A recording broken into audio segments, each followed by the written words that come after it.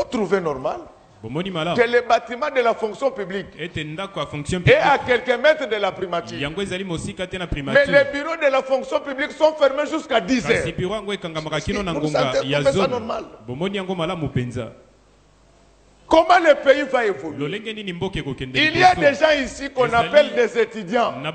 Un étudiant, dans sa carte d'étudiant, on a écrit fonction étudiant. C'est-à-dire, lui, c'est l'homme des études. Il n'étudie jamais. Mais dès que tu lui donnes zéro, ah, Moutouana Zafo, c'est ainsi qu'ils ont des diplômes. Dans la tête. Et c'est devenu officiel. Les Congolais n'ont pas la culture de l'effort. Ils font tout mollement. Un grand pays comme ça, que Dieu nous a donné, avec tout, vous dormez affamé. Pourquoi vous ne voulez pas travailler? Le sacrificateur élit, les 60 millions de Congolais, le sacrificateur élit. Ils font tout mollement, même leur façon de marcher.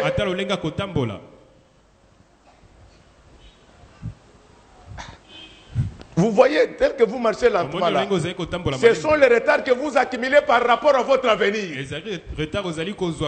aime celui qui travaille avec la main diligente. Quand vous suivez le film, vous avez déjà vu les Chinois et les Blancs marcher comme vous là. C'est toujours parce que les Anglais disent time is money. Le temps c'est l'argent. Ici c'est une... Je le répète. Les gens de la fonction publique disent mais vraiment, lui s'il vient chercher des documents, on ne va plus le donner. Maintenant je n'ai pas besoin de vos documents jusqu'au mois de septembre. J'aurai besoin de vos documents au mois de septembre. Et votre colère sera déjà partie quand je vais venir. La Belgique n'a pas de gouvernement. Mais quand tu es en Belgique, tu ne peux même pas sentir qu'il n'y a pas de gouvernement. Tout marche normalement parce qu'on a une bonne fonction publique. La paresse, la négligence, tous les Congo. Il n'y a pas de bonne sélection. Quand il faut donner des avantages.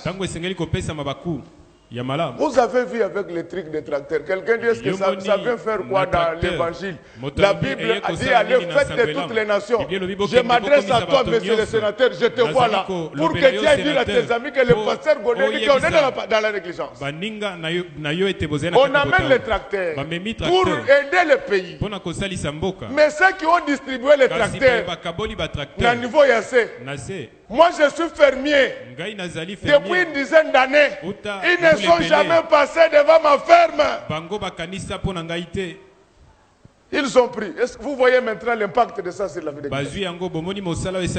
Kinshasa? Tata, on ne devait pas fermer à l'âge de 5 ans. C'est toute une culture. Un fermier est patient. Ces gens ici aiment l'argent cash. Ils aiment l'immédiat. Quand ils prennent ce tracteur, c'est pour le faire louer. Ou bien prendre des moteurs et faire des bateaux. Et au moins que Dieu puisse bénir celui qui avait pris l'initiative d'acheter le tracteur. Mais bien aimé, pourquoi tu es négligent dans ce que tu fais? Ton propre travail, tu le fais comment? Ma sœur, mon frère, ton avenir dépend de ton passé et de ton présent. Élie le sacrificateur a négligé Dieu. Il a trouvé que ses enfants étaient plus importants que Dieu. Aujourd'hui, on ne sanctionne plus les gens à l'église parce qu'on dit que nous voulons préserver la cohésion. La cohésion sans Jésus, c'est une désunion. La cohésion se fait autour de la parole de Dieu. Tu es membre de cette église. Tu sais peut-être jouer à l'instrument. Tu sais peut-être faire de la propreté. Tu attends quoi? Tu attends qui? Quand il fallait construire le temple, C'est le peuple qui a mené les matériaux de construction. Et ils n'ont même pas honte. Ils disent que non. Comment les pasteurs sont riches et nous sommes pauvres. C'est ça le raisonnement des gens de Kinshasa. Est-ce qu'à Kinshasa, ici, il y a un pasteur riche?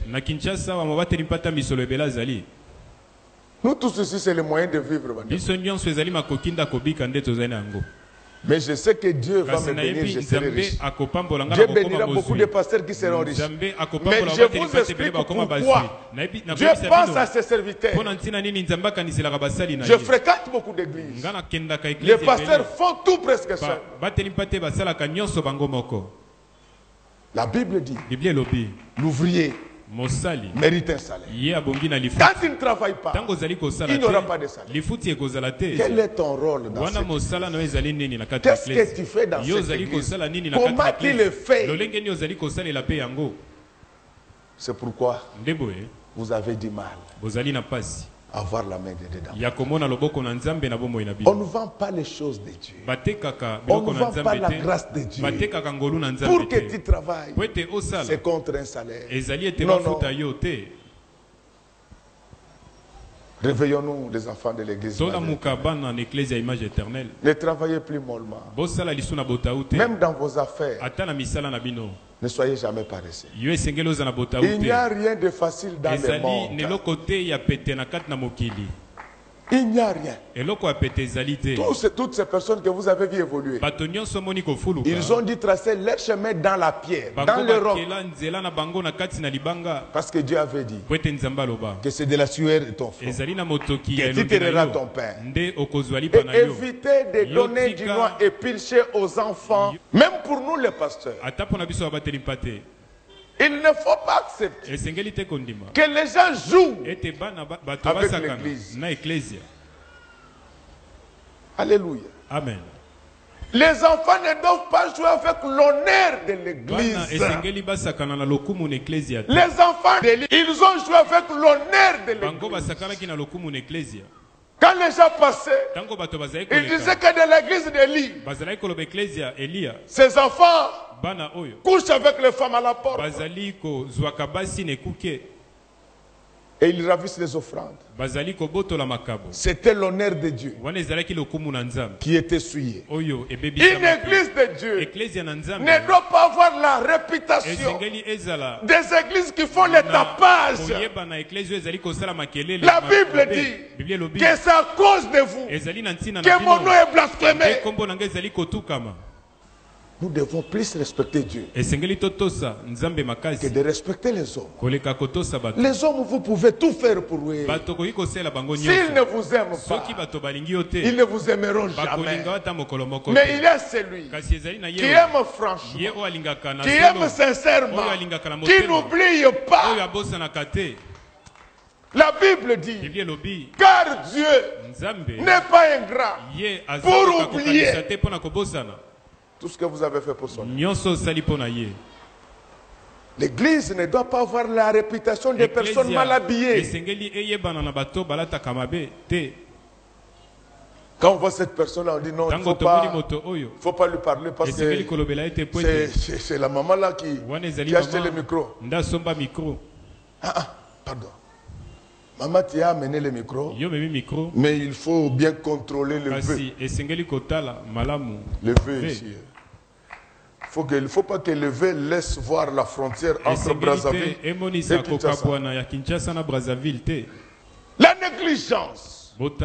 Aujourd'hui, nous les prédicateurs, nous négligeons tout. Parce que les gens parleront. Ils ont leur bouche là pour parler. Même quand vous n'aurez rien fait, ils parleront. Alors parlez. Je l'ai toujours dit, je voulais le répéter de fois. Si nous voulons même que notre pays aille de l'avant, il y a 3 conditions à observer.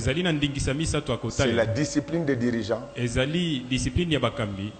le dur labeur de la population. Et la bonne intelligence avec la communauté internationale. Tous les États toutes les familles qui sont devenues riches, c'est par un dur labeur. Pourquoi tu négliges ton avenir? Les études, c'est ça ton avenir. Je sais que chez nous, on ne tient pas compte de l'intelligence des gens. C'est pourquoi ça ne marche pas. Mais un jour viendra où pour avoir un bon travail, on tiendra compte des compétences. Tu ne perds rien. Tu n'écoutes rien. Fais bien des choses. La seule robe que tu vas coudre fera parler de toi sans que tu sois là. Comment tu sers Dieu? Aujourd'hui, la plupart des prédicateurs ne gênent pas, ne prient pas. Leur problème, c'est d'insulter ceux qui avancent. Oh, les chiens aboient et la caravane passe. Est-ce que vous mettez du sérieux dans ce que vous faites? Les prédicateurs doivent mûrir le prédicateur. Il faut que quand les gens viennent, qu'ils sentent quand même la différence avec ce qu'ils avaient suivi l'année passée. C'est pourquoi nos églises ne grandissent pas. Combien de personnes tu as déjà amené dans cette église? Comment tu sers Dieu? Comment tu fais ton propre travail? Et lui, les sacrificateurs, il était négligent. Même si tu peux négliger les gens du monde, il y a quelqu'un qu'on ne néglige pas. C'est Jésus-Christ, le maître de Galilée. Israël le regrette pour l'avoir négligé. Comment tu peux venir, la personne qui vient à l'église en retard, sans raison, au lieu même d'adorer en lingala, attention, hein? Qu'on nous lise un peu Luc 11, verset 42. Malheur à vous, pharisiens, parce que vous payez la dîme dans la menthe, de la rue et de toutes les herbes, et que vous négligez. Vous négligez. Il néglige quoi? La justice et l'amour de Dieu. Acclamons très fort pour lui. L'église prêche plus sur les dîmes et les offrandes, mais néglige la justice et l'amour de Dieu. On ne veut plus insister aujourd'hui sur la sanctification. On ne veut plus insister sur l'amour de Dieu. Quand on aime Dieu, on lui donne tout. On fait tout pour ce Dieu. On nous lit encore 1 Timothée 4, verset 14. Ne négligez pas les dons qui est en toi. Acclamons très fort pour le roi. Ne négligez pas les dons. Je ne parle pas de la prophétie. Christ, c'est les dons de Dieu au monde. Ne négligez pas celui-là.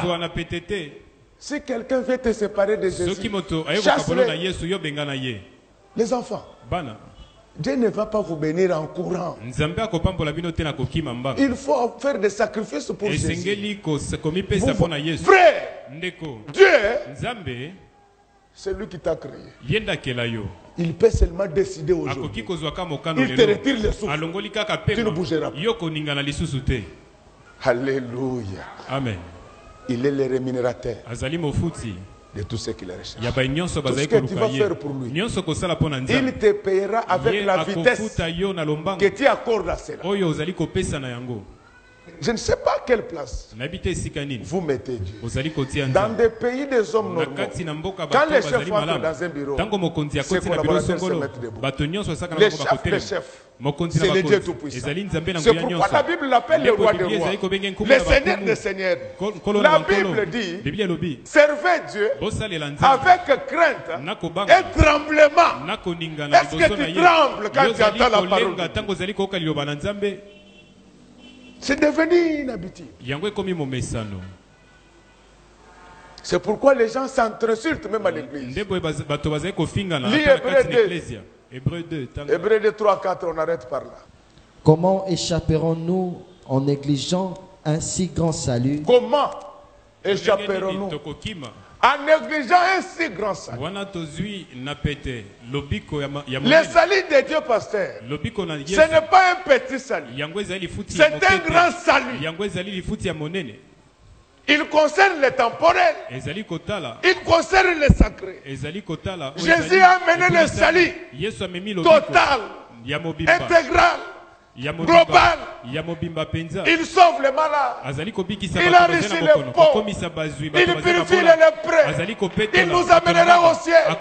Pourquoi tu vas négliger un si grand salut? Continue, mon frère. Qui, annoncé d'abord par le Seigneur, nous a été confirmé par ceux qui l'ont entendu. Dieu appuyant leur témoignage par des signes, des prodiges, des divers miracles, acclamons très fort et par pour le le don roi. du Saint-Esprit. Il n'y a pas de prédication sans miracle. Mais les miracles ne doivent pas précéder la prédication. Il faut d'abord qu'on prêche et que les gens vivent les miracles dans leur vie. Quand vous mettez Dieu à sa place, il vous cherchera une place que vous convient. Il vous cherchera une place qui vous convient. Le sacrificateur Élie avait négligé Dieu. Dieu avait fini par le négliger aussi. Tu es serviteur de Dieu. Tu es chrétien. Tu es chrétienne. Tu commences à voler. Tu commences à mentir. Tu commences à injurier. Dieu mettra fin à ton ministère. Dieu mettra fin à ton avenir. Je voulais vous dire ça. Nous avons parlé du sacrificateur Élie. Qu'est-ce que nous voulons dire? Nous voulons faire voir au peuple de Dieu que le sacrificateur Élie a servi Dieu avec négligence. Cela lui avait amené à la mort. Nous te demandons, nous te supplions, notre supplique, c'est qu'à partir d'aujourd'hui, que tu mettes Dieu au premier plan. Dans tout ce que tu fais dans ta vie, priorise Dieu. Tu verras qu'il va s'occuper de toi. Alléluia. Amen. Peut-être toi tu dis, moi je n'ai pas d'enfant. Élie, il était négligent par rapport à ses enfants. Les enfants, c'est tout ce qu'on a eu dans le monde. Il y a des choses que tu n'avais pas. En venant dans ce monde. Nous tous nous sommes venus dans ce monde avec des poitrines plates. Alors le gonflement, c'est OFNI et finesse. Est-ce que ça sert Dieu? C'est devenu le matériel didactique des garçons. Quand les garçons veulent jouer, ils disent allons là-bas. Alléluia. Amen. C'est ça négliger Dieu. Frères et sœurs, le temps des miracles n'est pas encore passé. Mais il faut prendre Dieu et le mettre à sa place. Si vous le mettez à sa place, il va trouver une place de choix pour toi. Regardez Jésus. Quand Dieu a vu que tous les prophètes avaient échoué à réconcilier l'homme, des créatures avec leurs créateurs, il a envoyé un seul fils, son fils unique, Jésus-Christ. Il a travaillé durement avec la parole et le fouet. Quand Dieu a vu tout ça, il a retourné au ciel. Pendant que nous parlons avec vous, Jésus est à la droite du Père. Je voulais que tout celui qui sert Dieu avec courage, qui sert Dieu avec détermination, que Dieu puisse les rappeler auprès de lui, qu'il soit à la droite, là où il travaille, qu'il ne soit jamais à gauche, là où il vend, qu'il ne soit jamais à gauche, qu'il soit à la droite. La droite, c'est l'image du pouvoir. La droite, c'est l'image de la puissance. C'est-à-dire que c'est lui qui sait Dieu, que tout ce qu'il fait soit puissant, que son commerce soit puissant, que ses études soient puissantes, que son travail soit puissant, que son ministère soit puissant, que son église soit puissante, que ses enfants soient puissants. Comme tu sers Dieu, que Dieu fasse grâce, que tous ses enfants aient des diplômes. Ça sera l'honneur de notre Dieu, ça sera l'honneur de la famille, ça sera l'honneur de l'église. Quand ils auront ces diplômes, que ce ne soit pas pour rester à la maison. Quand on va remanier, quand on va former le gouvernement, que tes enfants soient là. Et au ministère des Finances, notre ministère des Mines, comme ça le monde saura que le temps des miracles n'est pas encore passé. Quand on sert Dieu avec détermination, les choses changent. Là, Dieu va confirmer votre témoignage par des signes et des prodiges. Je voudrais que ce matin, que Dieu confirme notre témoignage, notre prédication par des signes et des prodiges. Si quelqu'un était venu malade, là où il est, que la maladie disparaisse. Si quelqu'un était venu pauvre, là où il est, là où il est, j'ai dit que là où il est, là où il travaille, là où il va, que l'argent tombe dans ses poches, dans son sac, dans ses mains. Oh my God! Amen.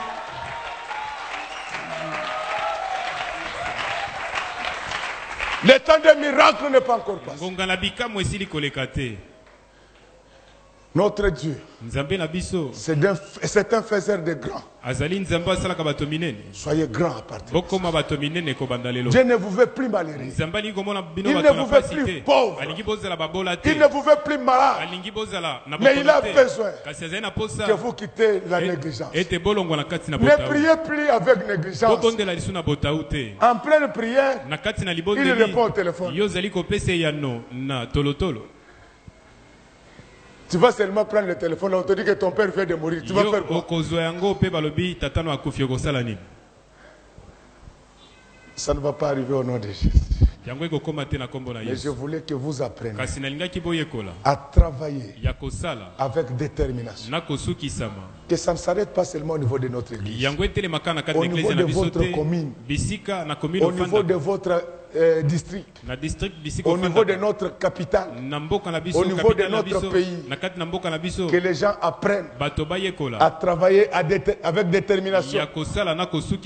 Vous verrez que les routes ne seront plus trouées. La DGI, la DGDL, la DGDL produiront beaucoup d'argent. Les mines produiront beaucoup d'argent. Et il n'y aura plus de misère d'assaut. Que Dieu bénisse sa parole. Que Dieu bénisse notre pasteur. Que Dieu bénisse notre église. Que Dieu nous donne la détermination. Que Dieu bénisse ta maison. Que Dieu bénisse tes projets. Que Dieu bénisse. Que même tes fiançailles soient bénies. Acclamons très fort pour le roi de roi. Très fort pour celui qui vit à jamais. Il est vivant. Il est ressuscité. Il est vivant. Il est ressuscité. Qui? Jésus. Il est à la droite du Père. Les enfants de Dieu, partout où vous travaillez, soyez à la droite. Et que Dieu vous bénisse.